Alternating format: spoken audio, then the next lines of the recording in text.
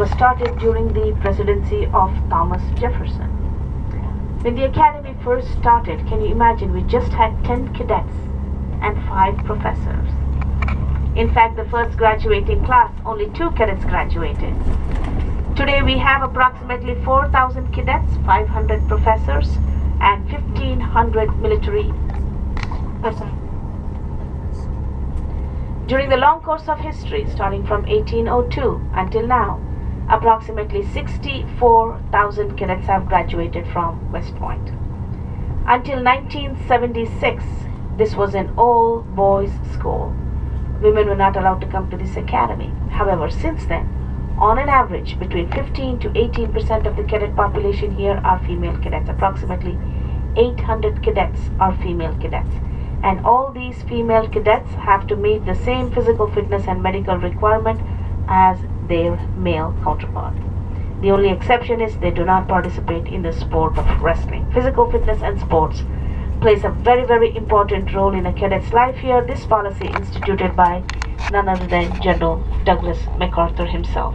We are now coming up on this large sports facility. The first building, the gray building, is Foley Center. Foley Center, state-of-the-art indoor football practice facility.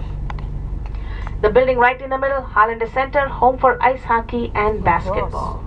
And of course, one of the most famous stadiums up here, Michie Stadium. Michie Stadium is home for Army football. This stadium seats approximately 40,000 people, and it is also named after Cadet Dennis Mahan Michie. Back in 1890, Army was challenged to a football game by Navy. Army did not have a team. It was Cadet Michie who put the first Army team together, and they played against Navy in 1892. The first year, Army lost the game. However, they came back the next year to win it. Ever since, there has been this friendly rivalry between Army, Navy, and Air Force. In fact, our unofficial motto here at West Point is Go Army, Sink Navy, and Beat Air Force. Michie Stadium is also the site where the famous graduation takes place. Every year when cadets graduate, at the end of graduation, they toss their hats up in the air and they let it fall on the ground. Cadets do not pick up these hats, but the children in the stadium run and pick up these hats as souvenirs. Sometimes there is a half-tone dollar bill tucked in the hat, sometimes an inspiring note is tucked in the hat, so that the child who picks up is inspired to come to the academy. We are now passing a statue again on the driver's side, the American soldier statue. This statue is dedicated to all the men enlisted. Was created by Felix D. Weldon, who also created the Iwo Jima statue in Arlington, Virginia. We are now coming up on our first stop. Our first stop is going to be at Cadet Chapel. Again, Cadet Chapel is a non-denominational Protestant chapel. We have 5 different houses of worship on post, and we refer to them all as chapels.